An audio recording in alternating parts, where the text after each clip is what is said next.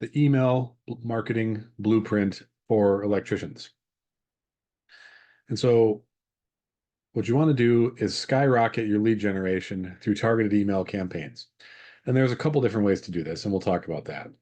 But if you're tired about chasing down leads, and if you're looking for a way to get more commercial jobs, and maybe would like to build loyalty with existing customers, all of those things you can do with email marketing. And so let's get into that. So we'll talk about how to identify and target high-value commercial prospects, methods that will help you create compelling email campaigns that convert, how to automate your email marketing for maximum efficiency, ways that you can measure and optimize your results for continuous growth, and how to build loyalty with existing customers.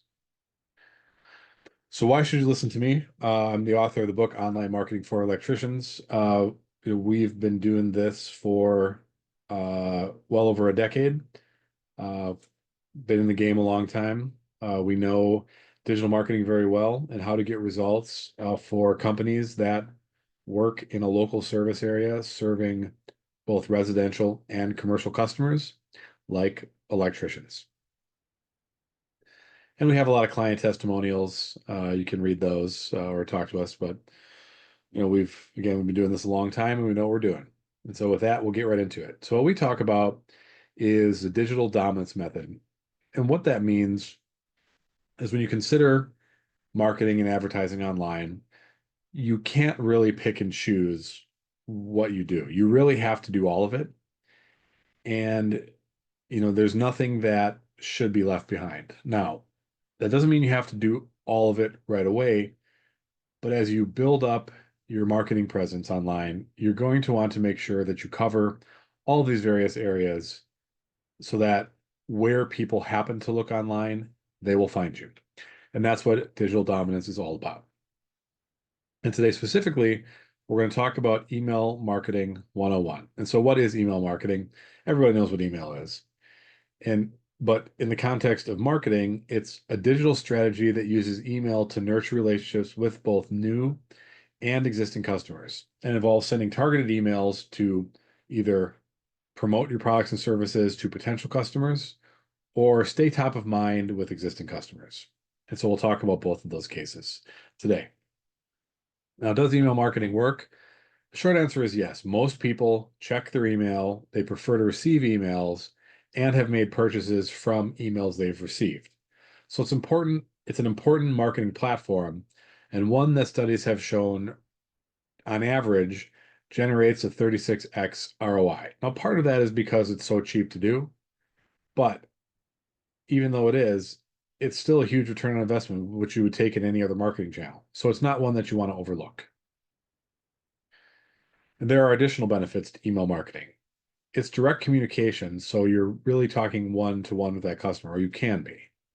And so you can personalize the messages to specific audience segments, maybe people who are interested in specific services or specific products, or even just commercial versus residential. You can do all of those things.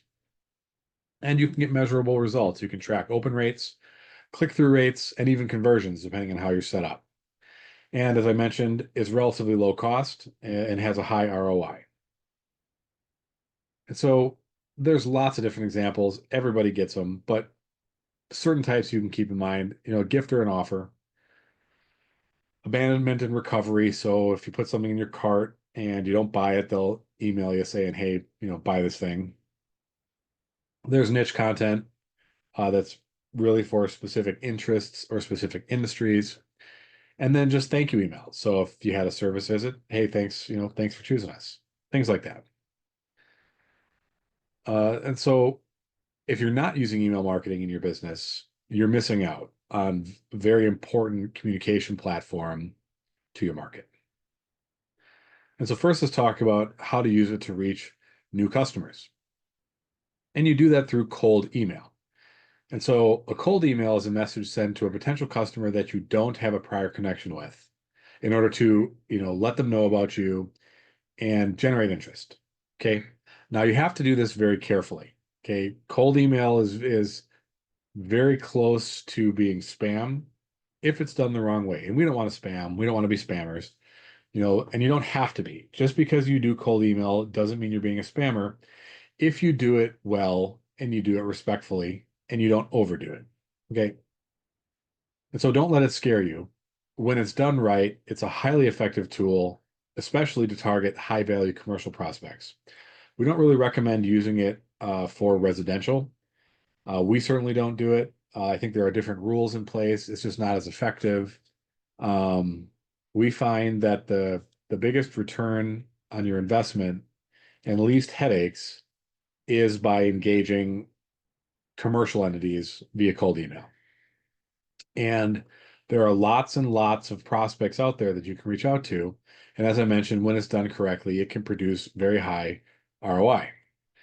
And so, how do you do it? Well, the first thing is you want to define your ideal customer profile. In other words, and very simply, who are you talking to? And so, it might be a specific industry, which is what we recommend. It could be a geographical area, it could be a combination of the two. So, you want to think about who you're talking to and you want to make it as specific as possible. So, you're going to talk to a developer where you might be a subcontractor differently than you might talk to, a you know, regional merchant chain or, big box store, right? Where the solutions that you have for them would be a little different. And so, they're not the same customer. You're not going to talk to them the same way. So you want to think about who you want to reach out to and what you want to say to them and talk to the right person in your messaging. And then you want to set up your email campaigns. And to actually get into the nuts and bolts of this is a little bit outside the scope of this sort of presentation, but I'll try to give you a good overview because it's somewhat complicated.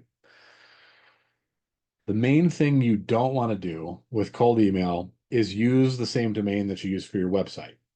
And the reason is that typically you're going to be sending transactional emails to your customers using your website domain. So like your thank you messages, even potentially your email newsletters are all going to come from what in most cases is your .com, right? And so you do not want to use that for cold email because if you slip up or if too many people mark you as spam, you can burn out that domain. And then what will happen is your transactional emails and your newsletter emails will start going to spam also, and you won't be able to get through. So it's very, very important that you not use your primary domain for cold emailing purposes. So what do? Well, you purchase two different domains, or more than two, whatever, but I recommend two. If you are bobtheelectrician.com, you want to purchase, if you don't already have it, bobtheelectrician.co and bobtheelectrician.net. And that's all you need. Those are the emails that you want. Those are the domains that you want to use for your cold emailing, one at a time. Use .co, save the .net as a backup if something happens to your .co. And the next thing that you want to do is warm them up. So there's programs that will warm up email accounts and email domains for you. Lemwarm is an example. Instantly is another. I've used both of them. They're both fine. And so what those do is they are a large collection of email accounts that automate sending and receiving messages to each other that look transactional or marketing in nature and automatically removes them from spam if that's where they land. And so what it tries to do is sets up a pattern of emailing activity on this brand new domain that you've just set up. And you want to let that run for a couple of weeks, typically at least 2, maybe longer. And so what you want to do is get your domain, get an email box set up on it, and start the warm up before you proceed to the next steps. Okay. The next steps are, step 1 of your customer profile, you identified who you want to target. Now, as your email domain is warming up, you're going to want to build or buy a list of prospects that match that profile, that have email addresses. And you can buy lists. You can scrape them from the internet. Either one works. I tend to scrape them. And the critical step here is you want to run them through email verifiers, at least one, maybe two. I run them through two. Better safe than sorry. And what an email verifier does is check that it's a valid email address, check that it's live and not dead, check that it can receive emails, check if it's got a bad reputation, a number of things that will allow you to filter out the bad emails so that you're not getting high bounce rates and high complaints, which are the things that email providers look for. And if those things get too high, they will block you from sending because generally email providers are using a bunch of shared IP addresses and they have to police those for, bad results so they don't ruin it for other customers. And so you want to be a good neighbor on these shared IPs, and you obviously don't want to get flagged and lose the ability to send. So you got to clean your email lists. Okay. And what you want to do is prepare a simple, short, and direct email message sequence. And we'll talk about that a little bit later, but you just want to keep it short and to the point. No one's going to read your novel, so don't do it. Okay, and lastly, you want to get software that will manage a drip sequence for you. And so there's two reasons for this. The first is, when you first start emailing, you don't want to come out of the gate emailing a ton at once. You want to start out maybe 10 a day, 30 a day, and then slowly over a week or two, move your sending volume up to about 200 a day. Okay, and that's about where you want to max it out. And the reason for that is because you're doing cold email. And you're doing cold email, this is not a MailChimp campaign. This is not, you're sending 10,000 of these out at once. This is something that's happening every day because it's cold and you don't want to blast everything at once and run the risk of getting, high negative metrics. So you drip them out daily, and that's what you do.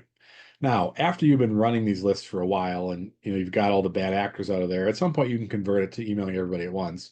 But certainly with a new list and certainly with just starting out, you want to be better safe than sorry and keep your sending volume down until you've worked through the whole list a couple of times and you've got all the bad emails weeded out. The people who are going to unsubscribe, the people who are going to complain, all these things, get rid of them so you're left with a core list that appreciates your content. Okay? That's what you want to do.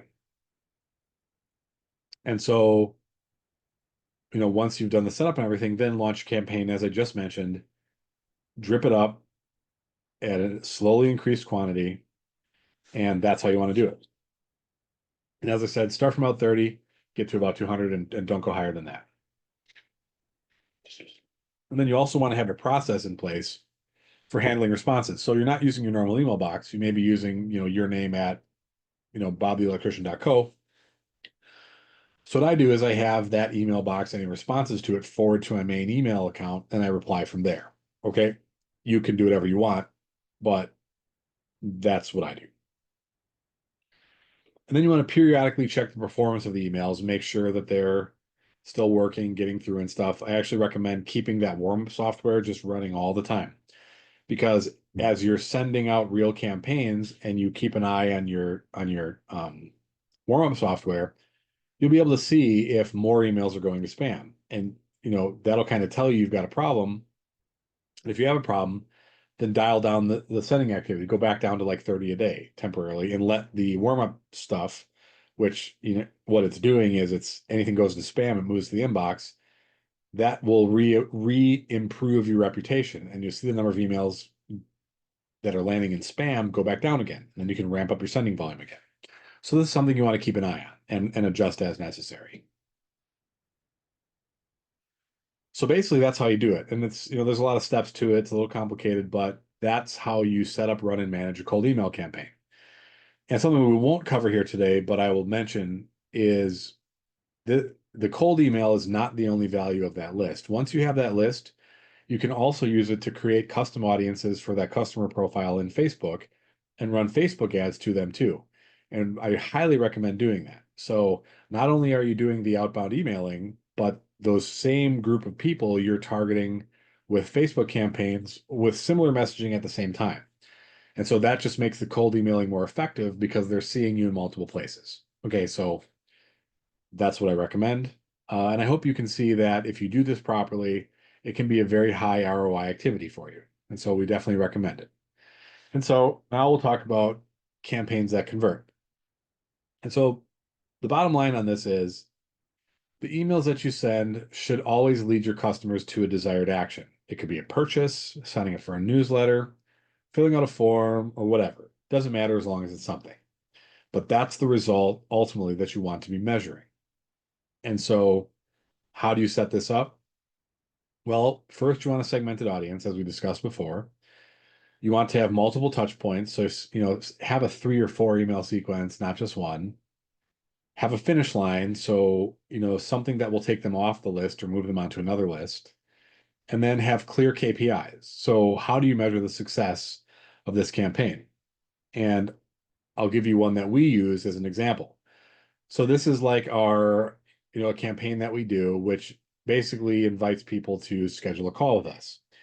And so it's, I think, a 1, 2, 3, 4, 5-ish email sequence.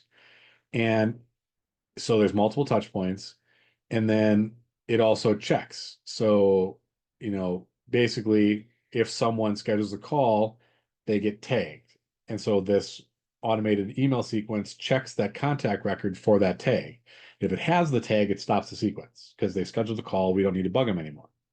If they haven't, then it moves along to the next touch point.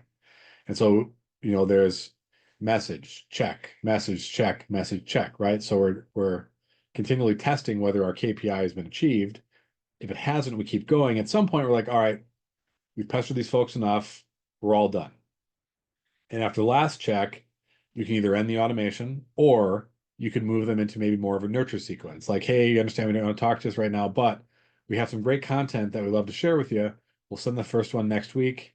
And I hope you get great value out of it. I hope he helps you out in your day to day, whatever. I mean, whatever you do. But that's the basic idea here. And this is an example of automating your campaigns. So once we load context into these, it just runs. And, we see appointments booked on our calendar and, we know that it's working. And, it checks all things for us. We can review the statistics, how well it's doing. That all happens. And to do that, we use our own software, which is Revenue Commander. It's set up to do all these kind of things that we're talking about, email newsletters, cold email drips, automated marketing sequences. It's great. All the stuff that we do it through this software. Okay. So let's talk briefly about what a good email message looks like. The most important part is your subject line. I get a ton of email, and if the subject line doesn't catch my attention in under a second, basically I'm out. I'm not reading it, I'm not paying attention. So your subject line should speak directly to your customer or your prospect in a way that is meaningful to them. And so to give you an example, I run a marketing company. If I got an email that said, "Hey, I can increase your net margins by 50%, within 2 months," hey, I'll read that. I might not take action. It might be, it might not be a believable claim but it caught my attention, and now I'll see what they have to say. Make it a personalized greeting. Depending on how you get your list, you should have information about the company that you can use. Maybe it's just the company name, maybe it's a little more, maybe it's the state they're in, I mean, whatever. But anything that you can personalize to that prospect, include that in the email. And you can do this with custom values so that that's inserted and it's different in each email. It's no problem. Any of the softwares should be able to do that. And then you want to have an offer, right? Why are you emailing them? What do you want them to do? Give them that call to action, and then just have a simple professional signature. That's all there is to it. So something like this, it's short to the point, can be read very quickly, and tells you what they want and what you can do. And you ignore it or you respond. And that's it. But it's not annoying. This isn't email number 8. It's just, hey, reaching out, want to talk to you? Yes or no? Done. So takeaways here are, prepare your campaign well so you can set it and forget it. Be clear, authentic, short, and personalized, and just communicate your value and let, the volume take care of the rest. So I hope you can see how messaging can affect your conversions and your sales. And this is what we do to reach out to new customers. So hopefully that was useful for you. Now I want to move on to engaging with existing customers, which is equally, if not more, important. And there's really 2 ways to do that. There's short-term engagement and there's long-term engagement. And we'll cover both of those. Short-term engagement is the initial interactions and communications with a customer directly following a purchase or a conversion. Maybe it's signing up for a call or an estimate or whatever. But you want to send them an email, let you know, hey, got your message, or hey, you're on the calendar or whatever. But they want to hear from you, and you want to make sure you deliver that. Don't forget to give them as much attention after they make a purchase or convert, schedule appointment, as you did before they. Don't let that be, hey, we hear from you until you take action, then we disappear. Don't do that. It's a very important window where you can build trust and loyalty from potential customers. And so, after an example, after they do service with you, within the first week, as soon as possible, send a thank you message. Maybe the next week, send, tips or follow-ups like, hey, your new generator, did you know you should do X, Y, or Z every 3 months or whatever it is. And then next after that, ask for a review. And then week 4, just a final check-in, make sure they're still fully satisfied. You can help them with anything. And if they haven't left a review, ask them for another review at that point. So just a very simple, short-term follow-up cadence that lets your customers know you care about them. Okay. That should be a good looking email, something like this. It's pretty straightforward. So takeaway is just over communicate with your customer, not be annoying, but enough that they know that, it's important to you that they know what the next steps are. Let's briefly talk about long-term engagement. So this is the marketing newsletter. And just anecdotally, for me, I can't remember who my HVAC company is, but when I need them, I check my email because I know that they send me an email every couple months or every month. And so that's the first place I look and I give them a call because I worked with them before and they did fine. I was happy. And so I'd rather go back to them again. Now, if they weren't in my email box, I can't guarantee that I would contact them again because I may not remember what their name is. So that is the bottom line why you want to do this. Okay. So stay top of mind by staying in their inbox. And don't be annoying, just send valuable content that's helpful for them. And when it's time for another service, they'll reach out to you. That's what it's all about. And so just do a newsletter. Send it once a quarter at minimum. If you have enough content, do once a month, but don't overdo it. And just share valuable, relevant content to them. Invite them to follow you on social media and even offer referral programs and things like that. I mean, you all get these emails. You know what's in there. Make sure you do that yourself. And we send those. Uh, we send recaps of these webinars, which is all free content aiming to help our customers have success with or without us. But in those newsletters, we also include content that's not about us. Tips they can use whether they never talk to us at all. So do likewise. Stay in your customers' minds, demonstrate your loyalty to them, and add value by giving them useful information.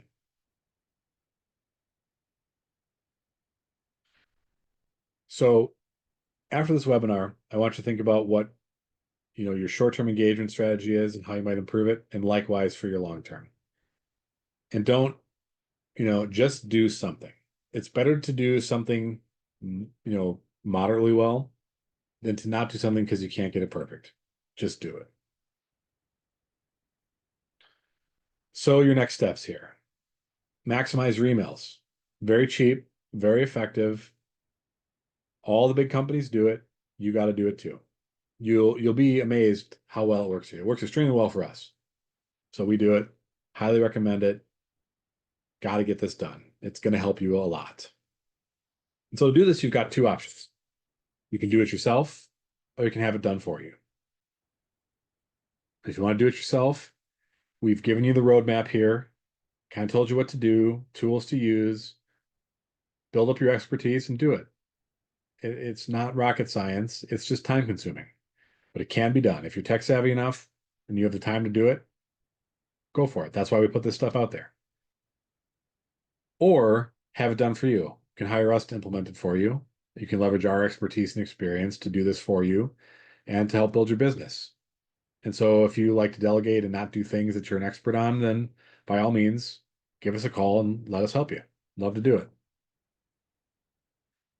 So decide which is the best option for you right now. If you'd like to talk with us about helping you, we offer a free consultation where we'll do a market audit. We'll look at you and other competitors in your market, how they're doing, what opportunities we see for improvement, not just in email, but across the digital marketing space.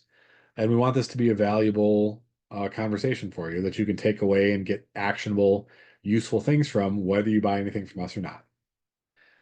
So if that's interesting to you, go to electricianmarketingagency.com/apply-now and sign up for a call. Get to experience one of our automated email sequences for short-term engagement, and see how we do it. Or just give us a call. Talk to Jason. Call us here at the number, and we'd be happy to talk to you and schedule you. And then you're still going to get our short-term engagement sequence. So I hope this was super valuable for you. And you'll see a replay email go out tomorrow, more email, and you'll see it in the email newsletter that we send out at the beginning of the month. So you've already experienced how we do email. Go and do likewise. Thanks for joining today, and we'll talk to you next month.